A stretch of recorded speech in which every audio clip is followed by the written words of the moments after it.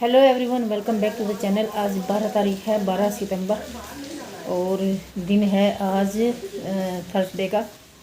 बारिश हो रही है सुबह से, शायद रात भी बारिश हुई थी।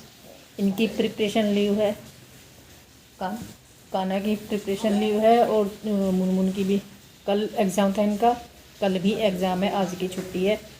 और समय कितना हुआ? समय 1 बज गया।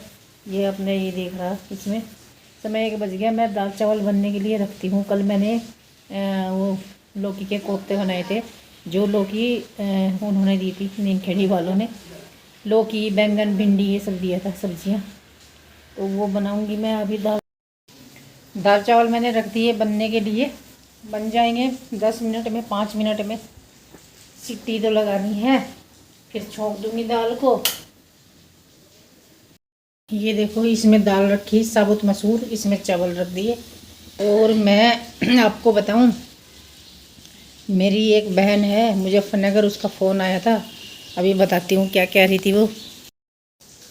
तो भाई रेखा का फ़ोन आया था। मेरी बहन है, बड़ी है मुझसे और सहेली भी है। मैं वहाँ उसके बेटे की शादी में गई थी मुजफ्फरनगर। उससे छोटे वाली है पिंकी, जो रुड़की है, उसके भी बेटे की शादी में गई थी। बिटिया की शादी हुई जब मेरी तबीयत ख़राब थी, नहीं जा पाई। रेखा के दूसरे बेटे की शादी हुई, तब भी मेरी तबीयत ख़राब थी। तब तो मेरा ऑपरेशन होने वाला था, तब भी नहीं जा पाई। तो वो काफ़ी नाराज़ हो रही थी। उसने वो देखे, मेरे ब्लॉग देखे, कह रही वहाँ अमरूद खा रही बैठ के जंगल में। घर नहीं था यहाँ हमारा, और मुजफ्फरनगर में। और मुजफ्फरनगर में जैसे एंट्री करते हैं, सहारनपुर अड्डे पे ही उनका घर है। कि यहाँ क्यों नहीं आई, और अच्छी बात नहीं आई है। हम तो देहरादून जब जाते हैं तो तुम्हारे यहीं रुकते हैं, वहीं पर रहते हैं, और तुम्हें आना चाहिए था। तो हाँ, ये हमने गलती करी, जाना चाहिए था। लेकिन हमारी भी सिचुएशन इस तरह की फंसी हुई थी कि नहीं जा पाए, क्योंकि उस दिन रात को जागरण था। हम लोग रास्ते में काफ़ी, मतलब ट्रैवलिंग में, वो बाइक की जो ट्रैवलिंग होती है, लॉन्ग डिस्टेंस जब हो जाता है तो उसमें थकान तो होती है। तो थकान बहुत ज़्यादा थी। तो ये सोच रहे थे कि वहाँ जितना जल्दी चले जाएं उतना जल्दी हम आराम कर लेंगे, फिर हमें पूरी रात बैठना है जागरण में। तो ये सोच के हम फिर कहीं नहीं गए। हालांकि सनी जी तो रास्ते में, जो हमने 1-2 स्टॉप लिया, वो भी लेने के मूड में नहीं थे कि बस कंटिन्यू चलता ही रहूँ। मैंने बोला इसमें, इसे बाइक को भी थोड़ा रेस्ट चाहिए होता है, गर्म हो जाती है, और आप भी थोड़ा रेस्ट ले लो। तो 2-2, 4-4 मिनट हम रास्ते में ऐसे रुके, 3 जगह, ज़्यादा नहीं रुके। एक जगह हमने ब्रेकफास्ट किया था, तो वो मुझे, मेरी मजाक बना रही थी कि खारी वहाँ पे बैठी हुई, आलू के पराठे, घर की रोटी नहीं अच्छी लगी, यहाँ घर का बना हुआ खाना मिलता, ये था वो था। मैंने कहा हाँ भाई, हाँ सही बात है ये तो। और मैंने कहा आते हुए हम बाईपास को आए, हमने मुजफ्फरनगर छोड़ दिया था आते हुए। हालांकि कीर्ति ने भी बोला था कि गोल मार्केट में कुछ खा के आना, पुराने दिन याद आ जाएंगे। गोल मार्केट में मैं और मुकेश जाते थे, ज़्यादातर हम आइसक्रीम खाते थे वहाँ पे, या चाट या आइसक्रीम, ये चीज़ें खाते थे हम गोल मार्केट में। ज़्यादा कुछ नहीं खाते थे, स्टूडेंट होते थे, लिमिटेड पैसे होते थे हमारे पास, बहुत ज़्यादा खर्चा हम कर नहीं सकते थे। कभी कभी चले जाते थे गोल मार्केट में। तो कीर्ति कह रही थी वहाँ पे कुछ खा के आना। मैंने कहा मुजफ्फरनगर में हम लोग रुकेंगे ही नहीं, तो हम रुके ही वहाँ पे। तो भाई ये बात थी, इस बात के लिए माफ़ी, और आगे के लिए ऐसा नहीं होगा। यदि मुजफ्फरनगर में हम आएंगे तो हमारे यहाँ जरूर आएंगे, ठीक है। और किसी और की वीडियो में भी मेरी झलक उन्होंने देखी, थोड़ी सी झलक है उनकी वीडियो में, जो यूट्यूबर्स वहाँ आए थे, बड़े यूट्यूबर, हल्की सी झलक है। तो उसने देखी और मुझे बता रही वो कि तू वहाँ नीमखेड़ी जागरण में क्या कर रही थी। मैंने कहा भाई, नीमखेड़ी जागरण जो था वो पारिवारिक ही था, ये समझ लो कि मेरे जो भांजे हैं उन्होंने बीड़ा उठाया हुआ है। ये समिति जो बनी है, इन्हीं के जो फ्रेंड्स हैं और ये हैं, इन्हीं के प्रयासों से बनी है, और ये मतलब उन्हीं का करवाया हुआ, ये समझो। तो वो मेरे हर साल बोलते हैं कि मौसी आना है, आना है। इस बार वो जिद पकड़ के बैठ गया था निखिल, छोटे वाला, कि मौसी को आना है इस बार, चाहे कुछ भी हो जाए। तो इस बार उन्होंने कोई ऑप्शन नहीं छोड़ा था मेरे लिए, तो मुझे जाना ही था। और एक बार बीच में मैंने जब मना कर दी थी तो नाराज़ हो गया था कि मौसी सब जगह चली जाती है, यहाँ के लिए ही क्यों बहाने होते हैं। और मैं खुद ले आऊँगा जाकर, यदि मौसा जी का समय नहीं है तो। वो खुद भी आने को तैयार था मुझे ले जाने को। और वो तो ये कह रहा था कि मौसी को 15 दिन रहना है हमारे घर में, इतना एक दिन में काम नहीं चलता, 2 दिन में। तो उन लोगों से मेरा अटैचमेंट बहुत ज़्यादा है, और उन्हें मुझसे बहुत ज़्यादा है। तो वो दिखाई भी देता है कितना ज़्यादा है, बहुत ज़्यादा है। और भाई देखो, जब लड़की शादीशुदा हो जाती है, उसका अपना फैमिली होती है, तो वो बंध जाती है अपने परिवार से। तो मैं जैसे मैं कुंवारी वहाँ पे रह लेती थी, वैसे ही सोचते हैं कि अब भी रह लेगी, ऐसे नहीं रहा जाता। तो मेरे जीजा जी के जो बड़े भाई और भाभी हैं, वो भी बहुत प्यार करते हैं, मुझे बहुत ज़्यादा प्यार करते हैं। और मैं आभारी हूँ इस प्रेम के लिए, इस स्नेह के लिए। बिल्कुल अपनी लड़की की तरह मुझे मानते हैं। और वो रोहतक रहते हैं, रोहतक से आए हुए थे, मुझे कह रहे थे कि तू जब तक नहीं आएगी हम नहीं आएंगे। और भाई सच में जाना चाहिए मुझे, लेकिन कैसे जाऊँ समझ में नहीं आता, इतनी दूर जाना भी तो आसान नहीं है। सो कोशिश करूँगी सब जगह जाने की। जो मान सम्मान देता है ना, वही अपना है। और जहाँ मान सम्मान नहीं है, चाहे वह खून के ब्रिज से हो, तो वो अपने नहीं होते, कोई अपना नहीं है। जो जहाँ मान सम्मान मिले, बस वही वही अपनी दुनिया है। मैं मान सम्मान और प्यार की भूखी हूँ, जहाँ पे ये मिलता है मैं ना वहाँ पे, कहते हैं ना कि हमें तो लूट लिया, तो मुझे तो वो लोग लूट लेते हैं एक तरीके से, मैं तो लूट जाती हूँ वहाँ पे। जो मुझे मान सम्मान और ज़रा सा भी स्नेह यदि दे देते हैं, तो बस ये है। और भाई देखो, जहाँ मैं इधर बात कर रही हूँ इतने मान और सम्मान की, स्नेह की, वहीं दूसरी ओर वो चीज़ें भी हैं जो हम देखते हैं अच्छी नहीं लगती, लेकिन फिर भी क्या करें, वो फेस भी करनी पड़ जाती हैं कभी कभी।